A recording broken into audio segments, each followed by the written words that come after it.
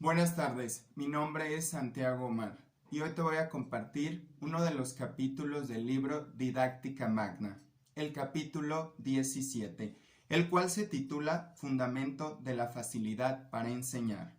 Siguiendo las huellas de la naturaleza, hallaremos que fácilmente podemos instruir a la juventud y nos propone 10 variables con sus fundamentos. La primera variable que el autor propone es que se comienza temprano antes de la corrupción de la inteligencia. Esto es, la formación de la juventud debe de empezar temprano. 2. No debe de haber más que un solo preceptor para el mismo discípulo en cada materia. Y 3. Antes que nada, procurarse la armonía de las costumbres que el mismo preceptor vaya inculcando o haciendo que el alumno aprenda. El segundo precepto que nos propone es que se actúa con la debida preparación de los espíritus. Esto es que la materia se dispone para apetecer a la forma. Así nos lo establece el fundamento 2. Dado que los niños que son obligados a estudiar contra su voluntad proceden de mala manera. Por eso debemos establecer el preceptor, los padres de familia, las instituciones y los gobiernos, el deseo de aprender en el niño, para encender ese deseo y fomentar que los padres y los preceptores también logren tener o encender esa llama por el aprendizaje con diversas variables que les permitan hacerlo. El fundamento 3, que se derrama de se procede de lo general a lo particular, lo enlaza con el principio de que la naturaleza saca todo de sus principios en pequeños tamaños y potente energía. Esto quiere decir que toda la arte debe encerrarse en reglas breves, pero muy exactas. Que toda regla ha de ser expresada en pocas palabras, pero clara en extremo. Y que a toda regla ha de acompañarla muchos ejemplos para que su utilidad se manifieste por muchas aplicaciones a la regla general. La cuarta variable y fundamento se sustenta en ir de lo más fácil a lo más difícil. Esto es, en el precepto de la naturaleza procede de lo más fácil a lo más difícil. Muchas veces se enseña en las escuelas lo que desconocemos por medio de otra cosa que también desconocemos. Por eso él nos propone que el preceptor y el alumno deben hablar el mismo idioma, que todo se debe de explicar de acuerdo a una lengua conocida y que la gramática y el diccionario se adaptan a la lengua mediante la cual ha de aprenderse la nueva. Y los estudios de una nueva lengua se hace gradualmente de manera que el discípulo se acostumbre primero a entender, después a escribir y por último a hablar. También dice que debemos tener en cuenta ejercitar en los niños en primer lugar el sentido, después la memoria, luego el entendimiento y por último el juicio.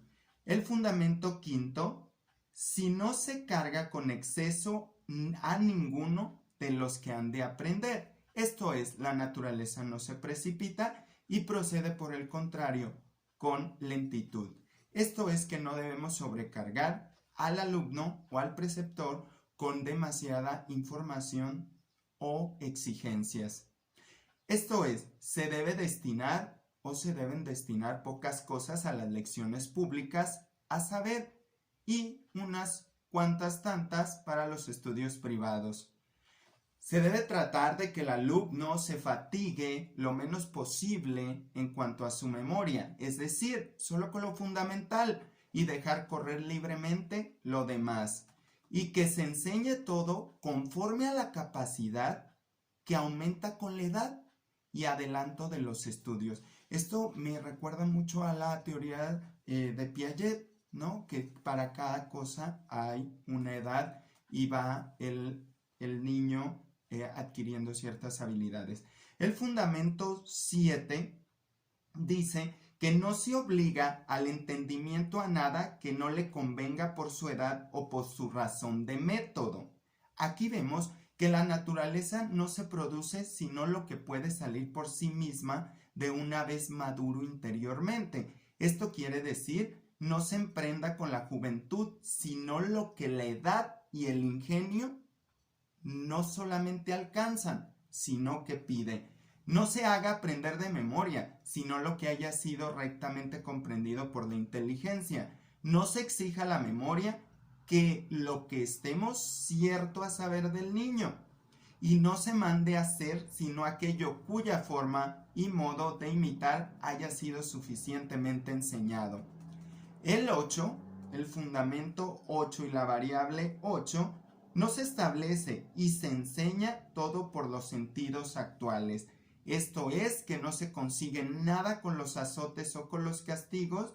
Lo que han de aprender los discípulos se les debe proponer y explicar tan claramente que lo tengan ante sí como sus 5 dedos.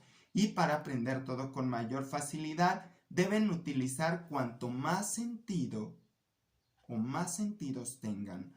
Fundamento 9. No se establece la variable 9 y para el uso del presente, esto es, la naturaleza no produce sino lo que tiene en un uso claro inmediato. Se aumenta la facilidad en el discípulo si se le hace ver la aplicación que en la vida cotidiana tiene todo lo que le vamos a enseñar. En conclusión, nada se enseñe sino para el uso inmediato. Esto es lo que nos han pedido hoy en día las escuelas, las universidades, para que el alumno tenga esa llama de seguir aprendiendo. La variable 10 con su fundamento que la acompaña se refiere y siempre por un solo y un mismo método. La diversidad de métodos confunde a la juventud y hace más intrincados los estudios, por lo cual debe haber un solo y mismo método para enseñar las ciencias, un solo y un mismo para todas las artes y un solo e idéntico para todas las lenguas. En cada escuela se sigue el mismo orden y el procedimiento en todos los ejercicios y en cuanto sea posible sean iguales las ediciones de los libros de cada materia. Así, la didáctica entendida como el arte de enseñar, entenderemos nosotros que las variables y los fundamentos que nos presenta para lograr la enseñanza y el aprendizaje muchas veces van de la mano de algo que llamamos naturaleza. Muchísimas gracias y espero hayan comprendido o reflexionado sobre esto que acabo de expresar. Fue de una manera rápida, pero el capítulo es muy largo y fue para lo que me dio. Muchísimas gracias. Hasta luego.